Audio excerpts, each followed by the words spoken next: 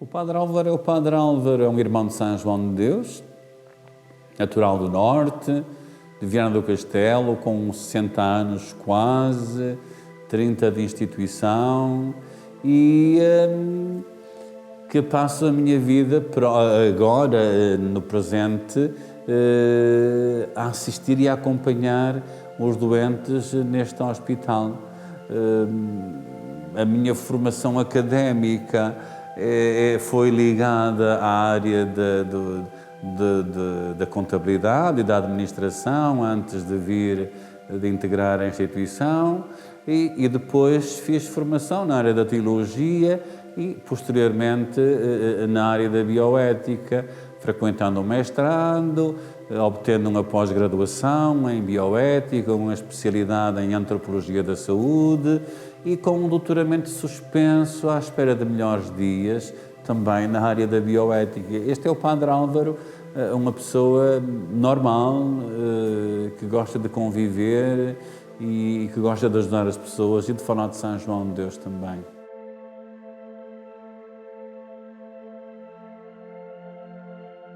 Desde a infância fui educado numa família cristã e cresci à sombra também dos valores cristãos. Uma família que não era muito, digamos, muito de igreja, mas cumpria os seus preceitos e eu fui educado mais ou menos assim.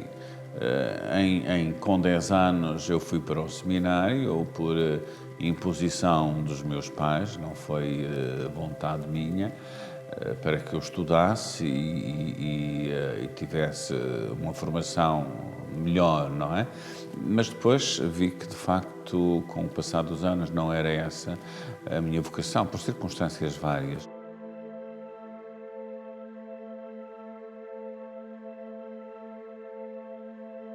Passados uns anos, eu não deixei, durante esse período, após a saída do seminário, não fui também um praticante ou um membro ativo da Igreja, mas convivia com jovens e pertenci uma outra vez a algum movimento de jovens e entretanto, conheci um movimento de doentes que se chama, ainda existe, que é a Fraternidade Cristã dos Doentes, que era um movimento de apoio, de colaboração e de espiritualidade também, que acompanhava, no fundo, todo o tipo de doentes.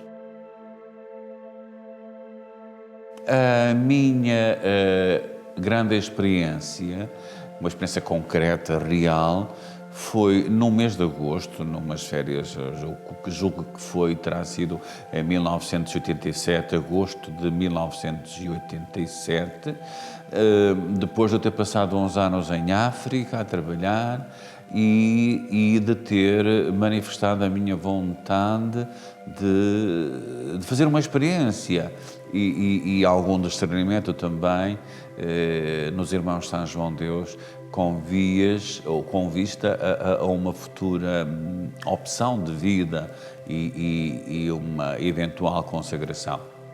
Então foi aí, durante uma semana, que eu tive a minha primeira experiência profunda no contacto direto com os doentes e os doentes mentais, acompanhando-os no dia-a-dia, servindo-os as refeições, ajudando alguns a alimentar-se porque não tinham capacidades, lavando a louça, esfregando o chão, cuidando de todas as coisas necessárias para a harmonia e o espaço e o ambiente e a humanização do espaço naquela unidade. E essa foi, então, a minha grande experiência e o meu primeiro contacto, que me deixou satisfeito, feliz também, por ser útil ao outro. E a partir daí,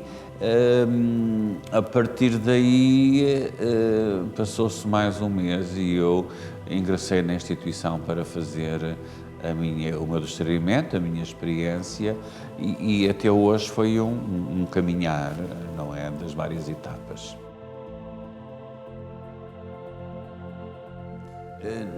Ao longo destes anos, o que mais me marcou, de facto, foi a primeira etapa da formação, das primeiras etapas de formação, porque havia o contacto direto com os doentes. Eu gostava de coisas mais práticas, ainda hoje também, não é? De dar de comer, de os acompanhar, de ajudar nos tratamentos e essa fase foi... E também para mim era uma novidade, não era? Os primeiros anos, os primeiros meses, era uma novidade e fui criando esse bichinho, digamos assim, essa vontade de aprofundar os conhecimentos, tanto a nível religioso, hospitalar, como também a nível técnico na área da saúde, com conhecimentos que me pudessem trazer vantagens para eu poder exercer, de certa forma, sem ser um profissional de saúde, mas poder exercer algumas atividades de saúde com os doentes.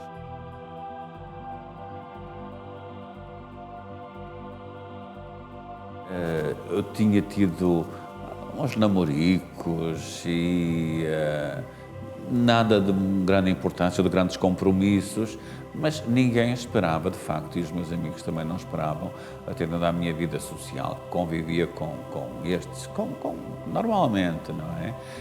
Com jovens, e depois nessa fase integrado num outro movimento de jovens, mas ninguém dizia que eu teria vocação para frade, não é? E os meus pais, então, muito frustrados ficaram nessa altura, porque para eles ser frade era não ter nada, de facto. E eles imaginavam-me um padre com um carro, com uma casa, a construir um futuro, como é normal para as famílias que têm sacerdotes e para os sacerdotes clérigos das dioceses, não é? Agora, um religioso não tinha nada, de facto, e para os meus pais era frustrante terem investido de alguma forma na formação, tendo expectativas acerca de mim também, e no fim o resultado ser este, não é? Prontos, este foi o primeiro passo e foi a decisão que eu tomei e não estou arrependido da decisão tomada, porque conhecendo a vida, não por experiência pessoal, mas de outros colegas e amigos, a vida de solteiros, a vida de matrimónio, com filhos, com os problemas inerentes à formação de uma família, vendo também e conhecendo o trabalho dos padres numa paróquia, os compromissos, as responsabilidades, eu estava mais identificado a trabalhar com os doentes porque era uma área que eu gostava, a área da saúde, não é? Pronto, então, depois da formação inicial e do noviciado, surgiu um convite que eu não esperava. Eu tinha amigos que me diziam: eu ofereço-te uma pipa de vinho branco para a tua missa nova, porque a vontade dos meus amigos era tanta em ver-me padre, que também eles ficaram frustrados. Alguns, não quero dizer que sejam todos. Então ficaram desiludidos quando eu disse: eu vou para frade, não quero ser padre, quero ser frade. E foi então, depois do noviciado e durante o período de escolasticado, que é um período de experiência, depois dos primeiros votos, que eu fui convidado para ser sacerdote. Eu nunca tinha imaginado, mesmo depois de estar na ordem, mesmo depois de ter contactado com os diversos sacerdotes da ordem, eu nunca mesmo coloquei a possibilidade de vir a ser sacerdote. A hospitalidade é viver a radicalidade do Evangelho e viver esta opção preferencial pelos pobres. Nas nossas constituições também nos alertam para esta vivência, não é?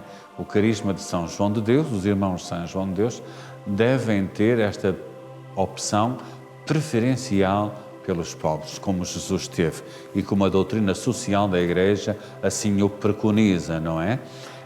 Daí que a hospitalidade seja precisamente isso. A hospitalidade tem várias facetas, mas é esta opção preferencial pelos pobres. É olhar os pobres e os doentes com um coração compassivo, com um olhar de Deus, um olhar que a todos acolhe, que a todos ama, que a todos quer que se sintam bem, que se sintam amados também.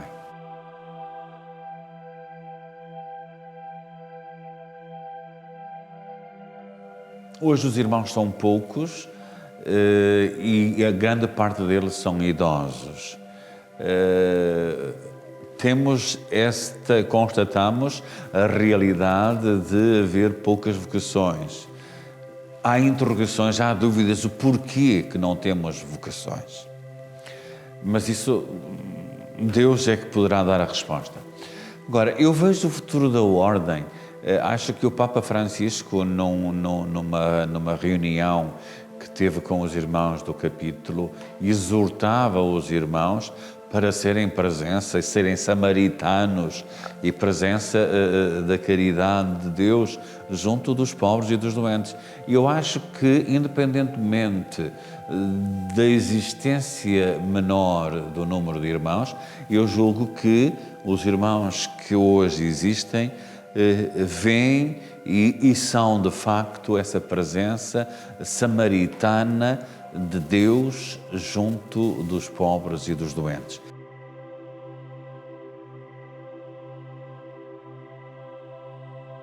Indiferentes eu acho que não estão, ok? Porque a saúde mental é um problema que afeta toda a sociedade, não é? E pelo bem ou pelo mal, pelo melhor ou pelo pior, a sociedade não está indiferente à saúde mental. Agora, podemos dizer que há muita gente que não entende, de facto, esta problemática dos doentes mentais, não é? E sobretudo, há algum preconceito. Quando se querem tomar iniciativas de inclusão, aí as pessoas retraem-se e aí há estigma, aí há preconceito. Agora, de uma maneira geral, parece que a sociedade aceita plenamente o doente mental, mas eu acho que é um engano.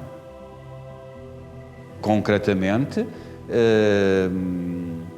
para integrar no mercado de trabalho, é difícil encontrar empresas que acolham doentes mentais, não é?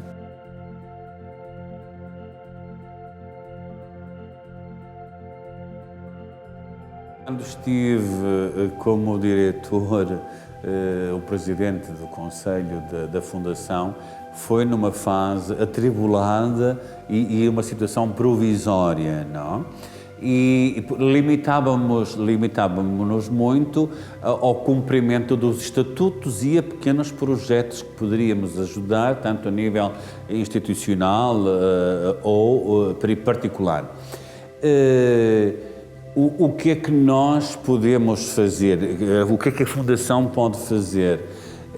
É, na sequência da resposta que eu dei anteriormente, é organizando atividades.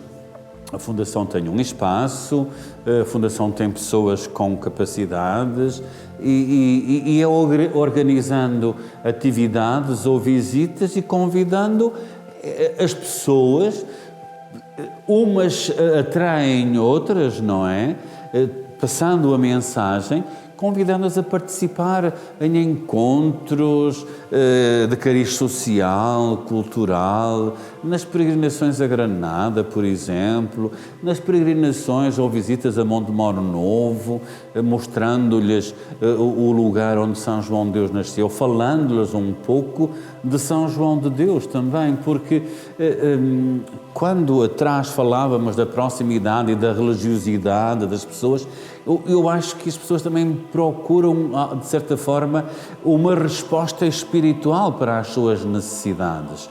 E, de certa forma, ao convidar essas pessoas, também fazê-las participar nesta vida espiritual dos irmãos e da ordem hospitaleira, favorecendo a participação dessas pessoas leigas em exercícios espirituais, em vigílias de oração, já referi nas peregrinações a Granada ou ao Monte Moro Novo, quando há atividades com utentes, procurar convidar essas pessoas também para patrocinarem ou para apoiarem de alguma forma ou estarem presentes, será a maneira de concretizar esses objetivos. Sempre houve voluntários, e se nós formos ver e ler a história de São João de Deus, ele sempre teve colaboradores e pessoas voluntárias que o ajudavam na obra, no seu trabalho do dia a dia. Para mim, o voluntariado é importantíssimo porque as pessoas que se voluntariam estão também a disponibilizar parte do seu tempo para o dar de forma generosa aos outros, àqueles que precisam, nas diversas áreas. E o voluntariado hospitaleiro tem, de facto, essa dimensão de a pessoa disponibilizar-se, dar-se de si, dar-se a si, em favor dos outros, sem esperar nada em troca. Porque veja o exemplo dos doentes mentais, quantos voluntários fazem serviço em psiquiatria, por exemplo, e dos doentes. Eles podem receber um sorriso, um abraço, um obrigado daqueles que conseguem articular e que têm minimamente consciência e uso da razão, não é? Porque os outros nem isso fazem. Agora, aqueles voluntários que vão para as missões também é de louvar. Não são aqueles voluntários que se dizem voluntários e são remunerados. Isso não é voluntariado. Isso é um serviço prestado. O voluntariado é aquele que vai generosamente de graça.